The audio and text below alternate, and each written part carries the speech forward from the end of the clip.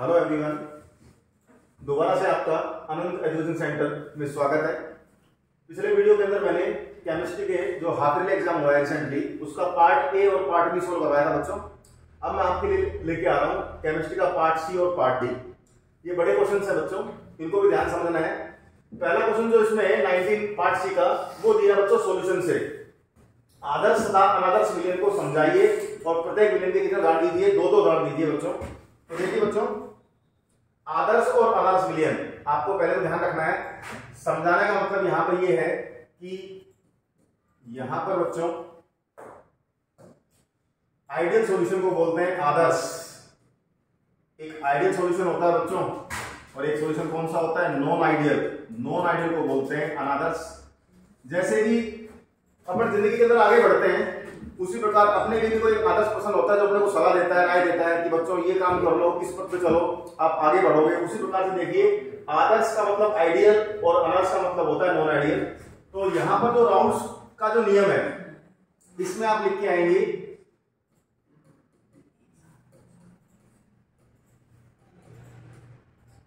सभी ताप तथा सांद्रता पर अगर वो राउल्ट के नियम की पालना कर रहा है, the solution which obeys Raoult's law under all conditions of temperature and concentration. तो राउल्ट के नियम की जो पालना कर रहा है उसको तो बोलेंगे बच्चों आइडियल सॉल्यूशन। और जो राउल्ट के नियम की पालना नहीं करता हो, नॉट ओबे राउल्ट्स लॉ,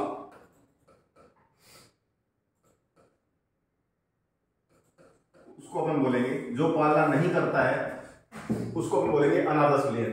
फिर देखिए बच्चों, अगर मैं इसके कैरेक्टर की बात करूं, गुण की बात करूं, जो अपना आइडियल सॉल्यूशन है, आदर्श विलयन है, तो आप लिख के आ सकते हैं पहले पीटी होगा पीए प्लस पीबी के। आप ऐसे लेके आ सकते हैं पीए बराबर हो जाएगा एक्सए पीए नॉट, पीबी बराबर हो जाएगा एक्सबी पीबी नॉट, और उसके बाद डेल्टा एच मिक्स यानी एंथैल्पी में जो परिवर्तन है उसका मिश्रण कितना होगा 0, और डेल्टा वी मिक्स यानी आयतन वो भी कितना होगा 0, यानी कोई परिवर्तन नहीं होगा, ना तो एंथैल्पी में परिवर्तन हुआ है ना उसके आयतन परिवर्तन होता है। और एक पॉइंट और है, जो बेटा ए बी आकर्षण होगा वो किसके बराबर होगा, ए के तथा बी बी के आकर्षण के। तो ये तो आपको गुण लिख के आने थे आदर्श के अंदर। अनादर्श में आप क्या करेंगे, PA naught equal XA PA naught, naught equal लगाना है सर बच्चों, PB naught equal XB PB naught. तो इस तरीके से आप सबके अंदर नॉट इक्वल लगा के आएंगे। तो ये दोनों तो मैंने आपको बता दिए, गुण बता दिया आपको, आगे आप कर लेंगे आराम से। नॉट इक्वल को सिर्फ लगाना आपको। अब उसने कहा दो उदाहरण दीजिए, तो पहले बता रहा हूं मैं आइडियल के उदाहरण आपको। उदाहरण तो बहुत सारे हैं बच्चों, आइडियल के आगे उदाहरण बताऊंगा आपको। तो आप लिख के आ सकते हैं एन हेक्सेन तथा एन हेप्टेन, बच्चों दोनों हाइड्रोकार्बन है। आप लिख के आ सकते हैं CCl4 तथा SiCl4। ये देखो कार्बन सिलिकॉन दोनों एक ग्रुप से बिलोंग करते हैं, दोनों के अंदर हाइड्रोजन है, ऊपर वाले के दोनों में हाइड्रोकार्बन सीधी श्रृंखला है। लेकिन अगर आपसे पूछे नॉन आइडियल के बताओ, तो नॉन आइडियल के बच्चों आप देख के आ सकते हैं बच्चों, नॉन आइडियल के जो एग्जाम्पल होंगे, उदाहरण होंगे, वो या तो आप लिख दें H2SO4 प्लस H2O, या आप लिख के आ जाए HNO3 प्लस H2O, या आप लिख के आ जाए फिनोल तथा एनिलीन, फिनोल तथा एनिलीन। ये इस साल के लिए इंपॉर्टेंट रहेगा, कई बार डायरेक्ट पूछता है फिनोल तथा एनिलीन जो है किस प्रकार का विचलन दर्शाता है। तो आपको ध्यान रखना है फिनोल और एनिलीन जो है बच्चों वो नेगेटिव डेविएशन, ऋणात्मक विचलन दर्शाता है, नेगेटिव डेविएशन। तो किस प्रकार से आपको करके आना है बच्चों, कहीं भी मार्क्स आपके नहीं कटेंगे। तो ये क्वेश्चन था 19, जो आदर्श तथा अनादर्श विलयन को समझाकर और उनके दो उदाहरण दीजिए। ये क्वेश्चन मैंने आपको कंप्लीट करवा दिया बच्चों, आगे बढ़ते हैं। फिर देखिए बच्चों, नेक्स्ट क्वेश्चन जो है पार्ट सी का, वो कोऑर्डिनेशन कंपाउंड उप सहसंयोजक योगी से आया है। ये राजस्थान बोर्ड में भी आ चुका है फाइनल एग्जाम के अंदर। होमोलैप्टिक तथा हेटेरोलैप्टिक संकुल यौगिकों को परिभाषित कर उदाहरण द्वारा समझाइए। देखिए बच्चों, होमोलैप्टिक ध्यान देना है, सबसे पहले मैं लिख रहा हूं होमोलैप्टिक। और नीचे मैं लिख रहा हूं हेट्रोलैक्टिक। तो आपको सिंपल ध्यान रखना है, जो सेंट्रल मेटल एटम है यानी जो केंद्रीय धातु परमाणु है, केंद्रीय धातु परमाणु, मैं आपसे चाहूंगा कि इसके फॉर्मूले को देखकर आप इसका सॉल्यूशन लिखें। जो एग्जांपल इसका लिखने जा रहा हूं मैं, ये देखिए जो वर्गाकार कोष्टक है और वहां पर लगा दिया मैंने बात Cl3। अगर आप ध्यान से देखें तो बच्चों CONH3 का होल 6 और Cl3 है। यहां पर जो ये CO है ये तो केंद्रीय धातु परमाणु है। ये जो NH3 दिख रहे हैं आपको, इनको मैं क्या बोलूंगा यहाँ पर, लिगेंड, इनको बोलते हैं लिगेंड। तो इसे बताइए यहाँ पर केंद्रीय धातु परमाणु से जुड़े हुए जो लिगेंड्स हैं, 6 आपको जो दिखाई दे रहे हैं, क्या वो सारे समान है? तो आप लिख के आ सकते हो केंद्रीय धातु परमाणु से जुड़े अगर सभी लिगेंड समान है, जुड़े सभी लिगेंड अगर समान हो तो उसको अपन कौन सा संकुल बोलते हैं? तो होमोलैक्टिक। कौन सा संकुल कहलाते हैं? होमोलैक्टिक। वैसे भी आपको ध्यान रखना है, इस होमो का मतलब होता है समान, ये आपको ध्यान रखना है। तो केंद्रीय धातु परमाणु से जुड़े अगर सभी लिगेंड आपके समान हो बच्चों, तो उसको अपन कह सकते हैं होमोलैक्टिक। आप चाहो तो एग्जांपल और देख आ सकते हो, वो आपकी इच्छा है। PTNH3 का होल 4 और ये देखिए Cl2। फिर देखिए बच्चों हेट्रो, हेट्रो का मतलब भी डिफरेंट होता है। तो मैं कह सकता हूं केंद्रीय धातु परमाणु जुड़े अगर लिगेंड कैसे हो? भिन्न भिन्न हो। लिगेंड कैसे हो? भिन्न भिन्न हो, तो उसको अपन क्या बोलेंगे? हेट्रोलैक्टिक। एग्जांपल देखिए बच्चों, ऊपर वाले से बना सकते हो आप CONH3 का होल थ्राइस Cl3। ये देख लीजिए बच्चों, ऐसे ही इस एग्जांपल को आप सेट कर सकते हो। PT अब की बार ले लीजिए NH3 का ट्वाइस और ये बच्चों Cl2। तो देखिए इसमें जो केंद्रीय धातु परमाणु बिल्कुल साफ नजर आ रही है आपको, CO, इसमें प्लेटिनम, इससे जुड़े हुए लिगेंड्स भिन्न भिन्न है, इसमें भिन्न भिन्न है। इसको अपन क्या बोलेंगे बच्चों? हेट्रोलैक्टिक। तो हो सकता है इस साल दोबारा रिपीट हो जाए फाइनल एग्जाम के अंदर, तो ध्यान रखना है होमोलैक्टिक और हेट्रोलैक्टिक। आगे बढ़ते हैं बच्चों, नेक्स्ट क्वेश्चन है बच्चों 21। देखिए बच्चों, कारण दीजिए। कंसेप्चुअल क्वेश्चन दिया है अल्कोहल फिनोल से, कारण दीजिए। पहला क्वेश्चन है एथेनॉल का क्वथनांक मेथोक्सीमेथेन से अधिक होता है। तो सिंपल आपको लिख के आना है, ये जो एथेनॉल होता है बच्चों, ये होता है C2H5OH, और बच्चों ये जो मेथोक्सीमेथेन है इसका फॉर्मूला होता है CH3OCH3। ये इथर हो गया। तो आपको लिख के आना है, एक तो ये जो OH होता है, इसमें जो OH समूह होता है वो कैसा होता है? पोलर, ध्रुवीय होता है। और ये क्या बना देता है? Strong intermolecular H bonding. Strong intermolecular H bonding यानी प्रबल अंत आणविक हाइड्रोजन बंध बना लेता है। जैसे बंध बना लेगा तो क्या हो जाएगा? इसके अंदर सैगुणन एसोसिएशन हो जाएगा, और सैगुणन होने से इसका जो बॉइलिंग पॉइंट है, इसका जो क्वथनांक है, बॉइलिंग पॉइंट बोलते हैं क्वथनांक को, बॉइलिंग पॉइंट क्या हो जाएगा? इसका ज्यादा हो जाएगा। जबकि इसमें इस टाइप की कोई स्थिति होती नहीं है, इसलिए इसका बॉइलिंग पॉइंट क्या होता है? कम। तो आपको लिख के आना है, इसमें OH बंध ध्रुवीय होता है और प्रबल अंत आणविक हाइड्रोजन उपस्थित होता है, जिससे अणु में क्या हो जाता है? सैगुणन हो जाता है और बॉइलिंग पॉइंट क्या हो जाएगा? उसका ज्यादा हो जाएगा। आगे देखिए बच्चों, नेक्स्ट क्वेश्चन पे आते हैं, इसी का बी पार्ट। एथेनॉल आसानी से जल में विलय हो जाता है।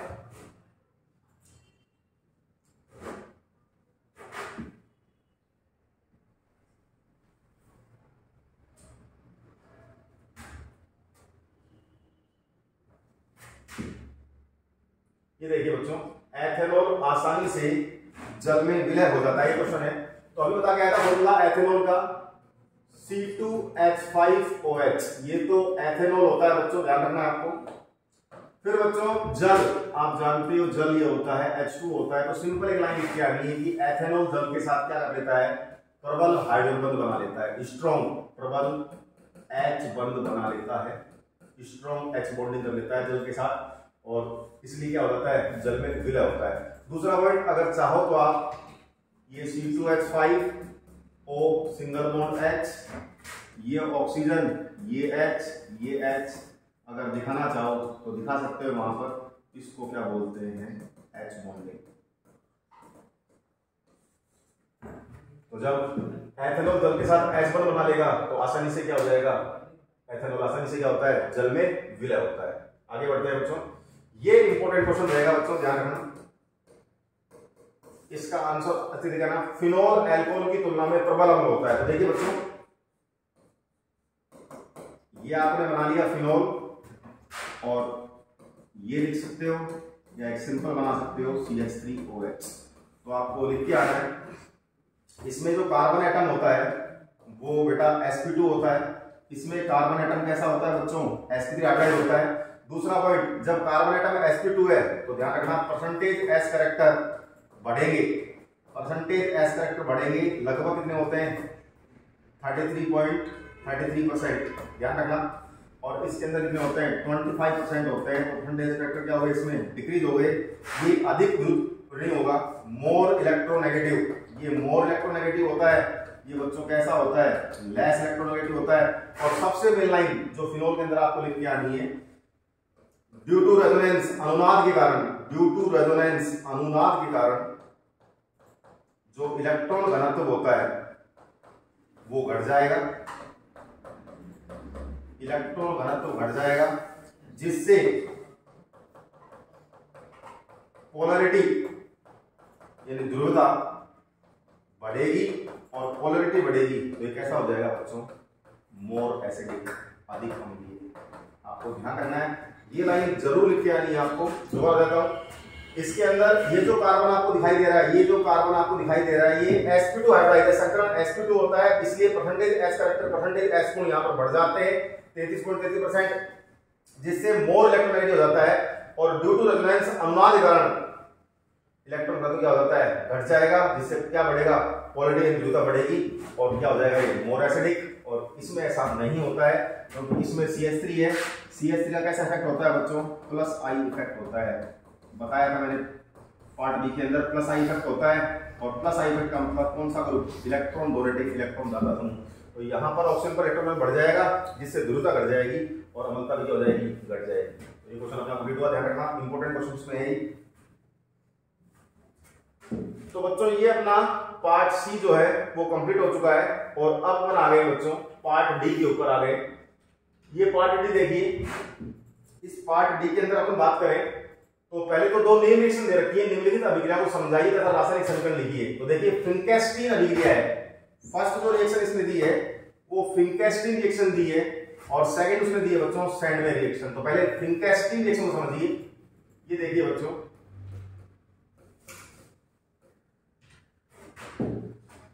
ये एक तरीके से हैलोजन एक्सचेंज रिएक्शन है, हैलोजन एक्सचेंज, हैलोजन विनिमय अभिक्रिया है। उसमें एक अभिक्रिया कौन सी है, स्वाट, और दूसरी कौन सी है, फिनकेस्टीन। तो आपको ध्यान रखना है दोनों के अंदर हैलोजन का एक्सचेंज होता है। फिनकेस्टीन में तो देखिए CH3 प्लस अपन लेंगे सोडियम आयोडाइड यानी NaI, और यहां पर आपको ध्यान रखना है शुष्क एसीटोन यानी ड्राई एसीटोन, ये एक उत्प्रेरक की तरह पर काम में लेंगे, शुष्क एसीटोन, ड्राई एसीटोन, तभी जाके ये यहां से NaI में से I यहां से टूटेगा और ये यहां से ब्रेक होगा CH3Br, क्योंकि इसके ऊपर कैसा चार्ज होता है, डेल्टा प्लस, इस पे कैसा होता है, डेल्टा माइनस, यानी पार्शियल पॉजिटिव चार्ज और पार्शियल नेगेटिव चार्ज। तो यहां पर आपको ध्यान रखना है, ये जो आयोडीन है, ये जो आयोडीन है यानी नाभिक रागी जो है, ये यहां पर आक्रमण करेगा और इस तरीके से हैलोजन विनिमय हो जाएगा, CH3I और प्लस यहां पर हो जाएगा बच्चों NaBr। तो ये आपको ध्यान रखना है। एक तो बन जाएगा मैथिल आयोडाइड और सोडियम ब्रोमाइड यहां से बाहर चला जाएगा, इसको अपन बोलते हैं फिनकेस्टीन अभिक्रिया। इसमें आप टिप्पणी ये लिख के आ सकते हैं, जब मैथिल ब्रोमाइड की क्रिया सोडियम आयोडाइड से शुष्क एसीटोन की उपस्थिति में कराई जाती है तो हमें मैथिल आयोडाइड तथा सोडियम ब्रोमाइड प्राप्त होता है, जिसे हम कौन सी अभिक्रिया बोलते हैं, फिनकेस्टीन अभिक्रिया बोलते हैं। फिर देखिए बच्चों सैंडवेयर अभिक्रिया, ये ज्यादा इंपॉर्टेंट है, सैंडवेयर अभिक्रिया। इसमें देखिए बच्चों ये अपन ने लिया सबसे पहले एनिलीन, मैं पार्ट बी में भी थोड़ा बहुत समझा के आ चुका हूं, उसको आप देख सकते हैं हालांकि भी। ये आपने ले लिया बच्चों यहाँ पर एनिलीन, और सबसे पहले स्टेप के अंदर आप लेंगे NaNO2 प्लस HX, और टेम्परेचर ध्यान रखना 273 से 278 केल्विन। तो बच्चों यहाँ पर सबसे पहले जो बनेगा माइनस, ये benzene single bond N2 positive और X नेगेटिव, और आपको ध्यान रखना है अगर लिख के आना चाहें वहां पर माइनस का NaOH और माइनस H2O, आप बिल्कुल साफ दे सकते हैं। यहां से N यहां से n, यहां से n प्रेजेंट है और यहां से x, इसका मतलब Na, O और H ये बाहर निकाल दिया, यहां से 2H, यहां से O ले लिया, ये H को बाहर निकाल दिया। और इस तरीके से मेरे पास यहाँ पर खाली x और n बचा, उसको मैंने जोड़ दिया और इसका नाम होता है बच्चों बेंजीन डाइएजोनियम हैलाइड। और उसके बाद बच्चों क्यूप्रस हैलाइड Cu2H2, यानी कॉपर सोल्ट फॉर्म के अंदर लेना, तो यहां पर ये आपको मिल जाएगा हेलोएरिन, बेंजीन के साथ X लगा देना और N2 गैस यहां से चली जाएगी बाहर और बच्चों इसको बोलते हैं आप हेलोएरिन। सबसे मेन चीज ये ध्यान रखना, इस मेथड से आप क्लोरीन और ब्रोमीन यानी क्लोरोबेंजीन और ब्रोमोबेंजीन बना सकते हैं। इसकी जो आप देखेंगे, जब एनिलीन की अभिक्रिया सोडियम नाइट्राइड तथा हाइड्रोजन हैलाइड के साथ 0 to 5 डिग्री सेंटीग्रेड की उपस्थिति में कराते हैं तो बेंजीन डाइएजोनियम हैलाइड बनता है, जिसे पुनः क्यूप्रस हैलाइड की उपस्थिति में कराने पर हमें क्या मिलता है, हेलोएरिन प्राप्त होता है और N2 गैस यहां से बाहर निकल जाती है। इसको बोलते हैं बच्चों सैंडमेयर अभिक्रिया। फिर देखिए बच्चों आगे,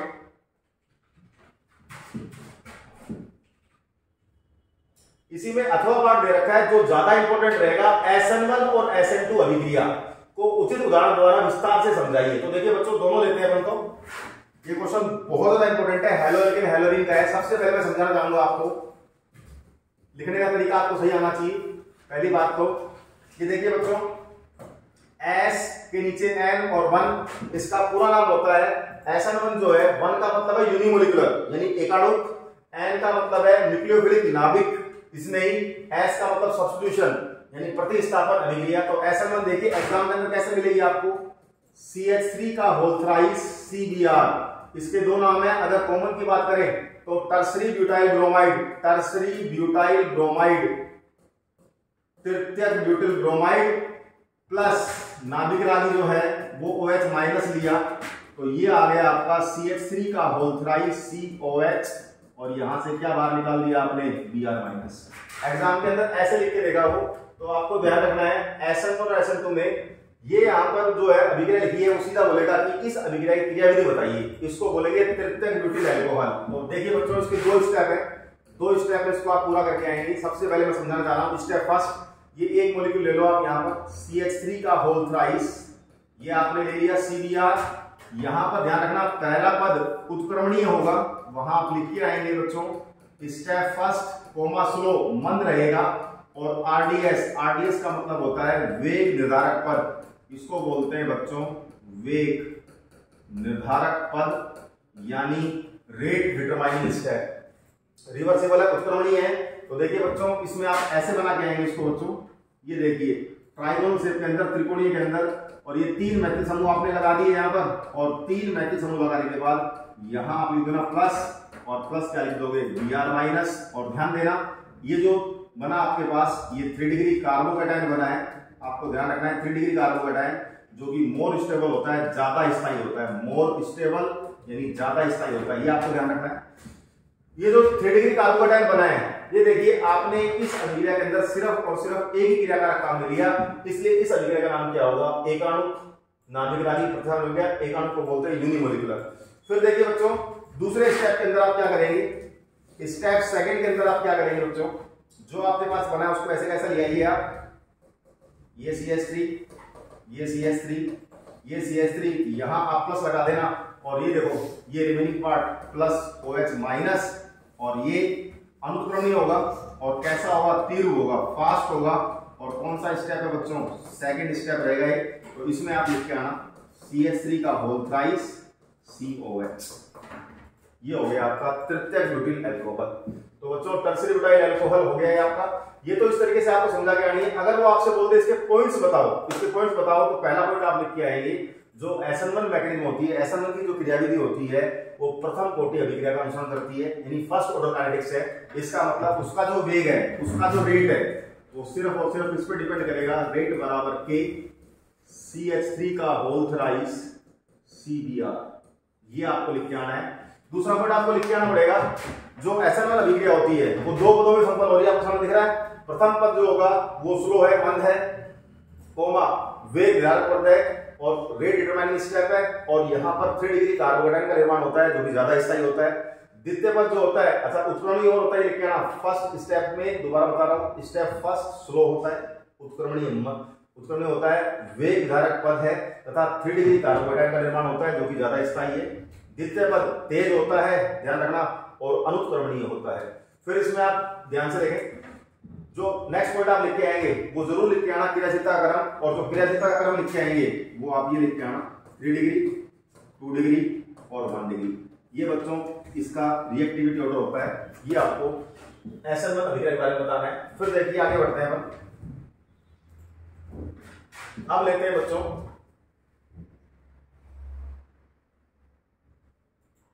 SN2 अभिक्रिया। तो देखिए बच्चों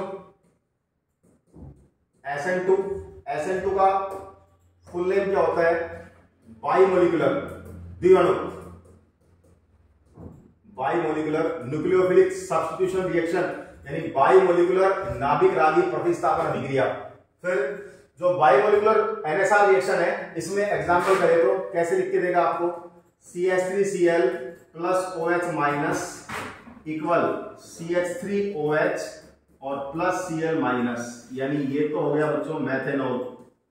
अब बच्चों इसकी आपको बतानी है क्रियाविधि, उसको तो मैकेनिज्म जो बताएंगे, क्रियाविधि जो बताएंगे वो किस तरीके से बता के आनी है वो देखिए। पहले तो आप इसको 3D के अंदर बनाएंगे आप, ये देखिए बनाने का तरीका, ये आपने Cl ले लिया, ये आपने H लगा दिया, एक सॉलिड वेज लगा के आएंगे और एक सॉलिड डैश लगा के आएंगे आप, ये देखिए इस तरीके से 3D बनाएंगे। दूसरा पॉइंट जो यहाँ पर OH माइनस है, गलती से इसको शांतर मत देना क्योंकि ये भी Cl माइनस का होता है, वो OH माइनस का प्रतिकर्षण हो जाएगा, रिपल्सन हो जाएगा, इसलिए आप इस नाभिक रागी को बैक साइड से अटैक करवाएंगे, OH माइनस ऐसे अटैक करवाएंगे। जैसे अटैक करवाएंगे बच्चों, यहाँ पर जुड़े हुए जो सारे बंद है, यहाँ पर इनमें डिस्प्लेसमेंट होगा, विस्थापन होगा।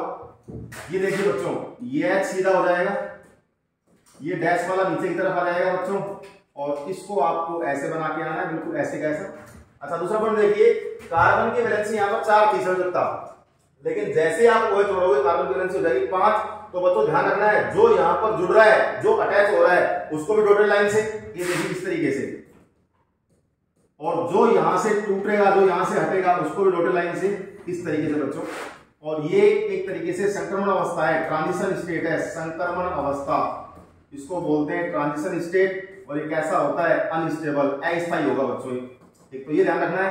और फिर जब ये अस्थायी होगा तो फटाफट ध्यान से देखें, ये OH तो ऐसा जुड़ा रहेगा, ये H अब की बात ऐसे हो जाएगा, और फिर ये H ऐसे दिखा के आना, और ये वाला ऐसे, और प्लस Cl माइनस। तो बताओ क्या बिल्कुल रिवर्स हो गया, जो उत्पाद बना है मेथेनॉल, ये देखो Cl यहाँ पर था, ये तीनों पीछे की तरफ थे, लेकिन उसमें देखो बिल्कुल रिवर्स हो गया, OH इधर आ गया और ये तीनों जो बंद थे ये इधर चले गए। तो अब देखिए ये तो क्रियाविधि है, इसकी डायग्राम आप ऐसे बना के आए एग्जाम के अंदर। और अब इसके अगर पॉइंट्स की बात करें तो पहला पॉइंट, जो वर्कआउट आपने किया है उसी को आपको लिख के आना है बच्चों।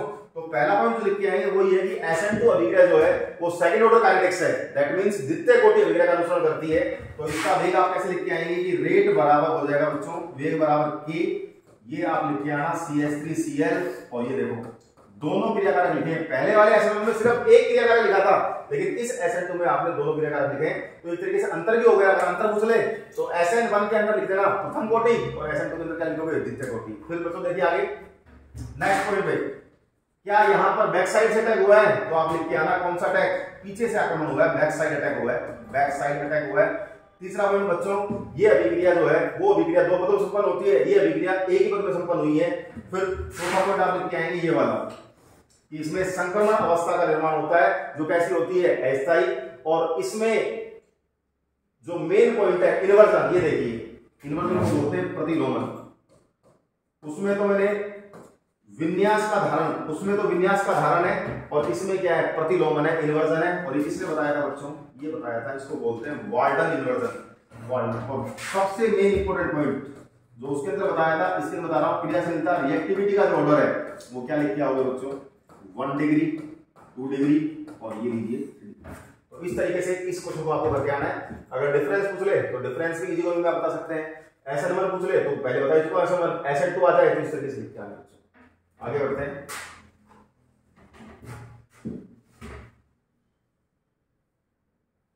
ये देखिए बच्चों, एल्डिहाइड कीटोन कार्बोक्सिलिक एसिड से वोल्फ-किस्नर अपचयन पर टिप्पणी लिखिए।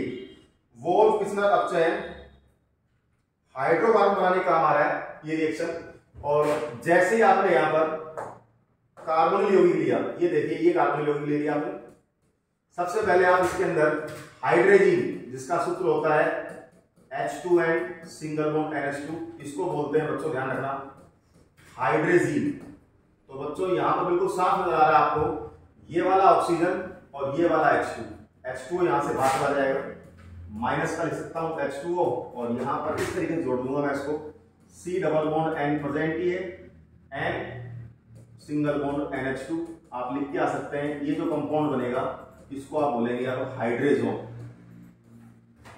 और इतना वर्क करने के बाद फिर इस अभिक्रिया में आप सेकंड स्टेप के अंदर आप क्या लेंगे बच्चों, देखिए एक तो आप लिख के आना KOH, एक लेंगे बच्चों इसके अंदर एथिलीन ग्लाइकोल, एथिलीन ग्लाइकोल, और एक इसको अपन क्या करेंगे, गर्म करेंगे।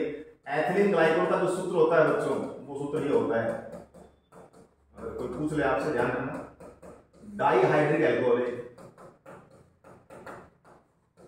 डाइहाइड्रिक एल्कोहल, क्योंकि इसके अंदर बच्चों ध्यान रखें कितने OH ग्रुप प्रेजेंट है, 2 OH ग्रुप प्रेजेंट है, इसको बोलते हैं एथिलीन ग्लाइकोल। तो KOH ले रहे हैं, पोटेशियम हाइड्रोक्साइड, एथिलीन ग्लाइकोल और डेल्टा, तो बच्चों यहां से ये नाइट्रोजन और ये नाइट्रोजन यहां से गैस चली जाएगी और ये 2 H यहां पर हो जाएंगे। तो एक तरीके से यहां पर अपचयन हो गया, ये देखिए CH2 और प्लस क्या लिख क्या हो गया, कौन सी गैस बाहर जाएगी, N2S यहां से बाहर चली जाएगी। और CH2 का मतलब क्या होता है बच्चों, हाइड्रोकार्बन। चाहे तो आप एग्जाम्पल लिख के आ सकते हैं, मान लीजिए आपको दे दिया उसने एसीटोन, एसीटोन का फॉर्मूला होता है CH3COCH3, इसको बोलते हैं बच्चों एसीटोन, IUPAC नाम होता है इसका प्रोपेनोन। तो अगर ये पूछे इससे क्या बनेगा, तो आप कह सकते हैं हाइड्रोकार्बन प्रोपेन बन जाएगा। मैंने कुछ नहीं कर रहा था, ओ हटा के मैंने क्या लगाए, 2H लगाए। तो इसमें अगर लैंग्वेज लिख के आना चाहें तो जब कार्बोनिल यौगिकों की अभिक्रिया किससे करवाते हैं, हाइड्रोजन से करवाते हैं, तो पहले तो क्या मिलता है, हाइड्रोजन मिलता है, जिसे पुनः KOH एथिलीन ग्लाइकोल तथा गर्म करने पर हमें हाइड्रोकार्बन तथा N2 गैस प्राप्त होती है। इसे अपन क्या बोलते हैं, वोल्फ-किस्नर अपचयन। चलिए बच्चों आगे बढ़े। फिर देखिए बच्चों इसी के अंदर बी पार्ट है, कार्बोक्सिलिक अम्लों के क्वथनांक लगभग समान अनुभार वाले एल्डिहाइड व कीटोन से उच्च होते हैं, क्यों। और फिर उसने दे दिया एथेनॉल अम्ल की वाष्प अवस्था बनने वाले द्विबंध की संरचना बताइए। तो पहले मैं आपको ये वाला बनाना चाहूंगा, देखिए बच्चों कैसे बनाएंगे संरचना आप। ये देखिए बच्चों आपने ले लिया एसिटिक अम्ल, आपने नाम सुना है, ये देखो इसका सूत्र ये होता है CH3COOH। इसके दो अणु आपको लेने हैं, कैसे लेने बच्चों, ये देखो ये CH3 आपने लिखा, ये C, ये डबल बॉन्ड O, ये सिंगल बॉन्ड O और ये H। अब इसी को आप उधर बनाएंगे तो ऐसा करना, पहले तो ये C लिख लिया, थोड़ा गैप देना बीच में बच्चों, ध्यान रखना, डबल बॉन्ड O आपने ऊपर किया था, अब क्या कर देंगे आप O सिंगल बॉन्ड H, यानी इस वाले को ऊपर ले गए और इस वाले को बच्चों ये देखिए नीचे लिया है। अब दोनों की जगह देखो इस तरीके से रखना है, इसको बोलते हैं डाइमर फॉर्म। किस अवस्था के अंदर, वाष्प अवस्था के अंदर। तो इसमें मैं ये कह सकता हूं इसी से ये डाइमर फॉर्म होगा, द्विलक हो गया ये एसिटिक अम्ल का। इसका IUPAC नेम लिखे रखा है, इसका कॉमन नेम क्या होता है बच्चों, एसिटिक एसिड, कॉमन नेम होता है बच्चों इसका एसिटिक एसिड, ये आपको ध्यान रखना है। ये भी पूछ सकता है आपसे, एथेनॉल की जगह अगर बेंजोल दे दे आपको तो कुछ नहीं करना, CH3 हटा के आप क्या जोड़ देना, सिर्फ C6H5 जोड़ देना, और C6H5 जो जोड़ोगे तो इसका नाम क्या हो जाएगा, बेंजोइक एसिड, बेंजोइक अम्ल। एक तो ये ध्यान रखना।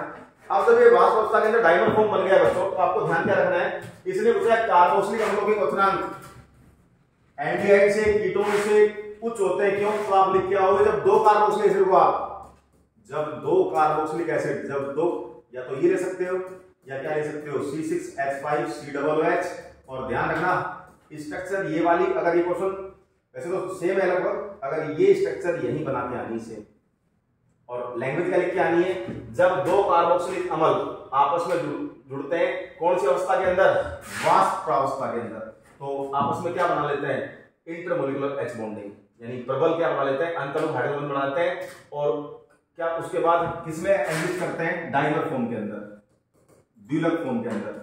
इस वजह से इनको तोड़ना कठिन है, इसलिए इनके क्वथनांक क्या होते हैं, ज्यादा होते हैं, किससे, एल्डिहाइड से और कीटोन से। तो प्रॉपर लैंग्वेज एक बार दोबारा बोलना चाहूंगा मैं आपके सामने, जब दो कार्बोक्सिलिक अम्ल आपस में परस्पर जुड़कर प्रबल अंतराणु हाइड्रोजन बंध का निर्माण करते हैं और वाष्प अवस्था के अंदर डाइमर फॉर्म का निर्माण कर लेते हैं, जिससे उनके क्वथनांक जो होते हैं वो ज्यादा होते हैं, किससे, एल्डिहाइड से और कीटोन से। तो ये दोनों क्वेश्चन क्लियर हो गए, इंपॉर्टेंट है, ध्यान रखना, स्ट्रक्चर इंपॉर्टेंट है, पूछ सकते हैं आपसे।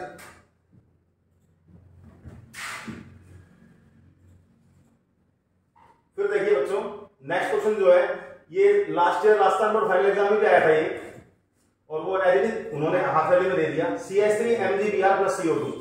तो इसको देखिए बच्चों, कार्बोक्सिल जो एसिड है, CO2 जो है ड्राई आइस, पहली चीज आपको ध्यान रखनी है, शुष्क बर्फ, शुष्क बर्फ यानी ड्राई आइस, आपको ध्यान रखना है, उसको बोलते हैं बच्चों CO2। तो आप कैसे करके आएंगे जी, सबसे पहले आप ऐसा करना, वहां पर CH3 सिंगल बॉन्ड Mg और ये Br, ये बच्चों डेल्टा नेगेटिव होता है, डेल्टा पॉजिटिव और डेल्टा नेगेटिव, इसको बोलते हैं ग्रिग्नाल रिएजेंट, ग्रिग्नाल अभिकर्मक। नेम तो इसका हो जाएगा बच्चों मैथिल मैग्नीशियम ब्रोमाइड, लेकिन रियलिटी के अंदर क्या होता है, ये होता है बच्चों ग्रिग्नाल अभिकर्मक, ग्रिग्नाल रिएजेंट। तो बच्चों इसमें मैंने चार आपको बता दिया, डेल्टा नेगेटिव, डेल्टा पॉजिटिव और डेल्टा नेगेटिव, और CO2 को आप ऐसे शो करना O double bond C double bond O। और अब ध्यान से देखना, ये नेगेटिव, ये पॉजिटिव, ये नेगेटिव, और किसकी उपस्थिति में, शुष्क ईथर जो दे रखा है, ड्राई ईथर। तो ध्यान से देखना, ये नेगेटिव पार्ट जैसे ही इस कार्बन पे अटैक करेगा बच्चों, ये यहां से बॉन्ड टूटेगा, और टूटेगा तो कैसे जोड़ के आएंगे, देखो बच्चों, पहले तो आप ऐसा करना, ये C यहां डबल बॉन्ड रहने देना O, यहां क्या करोगे आप, सिंगल बॉन्ड O, यहां तो जोड़ देना CH3, और O नेगेटिव इसको ले लेगा पॉजिटिव पार्ट को, यानी MgBr। एक तरीके से ये बढ़ गया युग्मोत्पाद, यानी इसको अपन क्या बोल के आएंगे, एडेक्ट। तो ये तो आपका आ गया बच्चों X, और फिर युग्मोत्पाद बोलते हैं इसको हिंदी के अंदर एडेक्ट, और फिर उसने कहा है जल अपघटन, हाइड्रोलिसिस H2O। तो यहां से एक ऑक्सीजन, यहां से एक H, और यहां से एक H, इस O को दे दीजिए, तो O को देंगे बच्चों, तो ये आ जाएगा आपका CH3COOH, यानी ये हो गया आपका Y, और साथ में Mg के साथ बेटा एक Br निकाल देना, और एक क्या निकाल देना, OH। ये ध्यान रखना, Mg के साथ। तो एक तरीके से कार्बोक्सिलिक अम्ल, एसिटिक अम्ल का निर्माण हो गया, ये रिएक्शन से इंपॉर्टेंट भी है। आगे बढ़ते हैं, एसिटिक एसिड बोल सकते हो कॉमन नेम तो, और आईपीसी नेम एथेनॉल बोल सकते हो।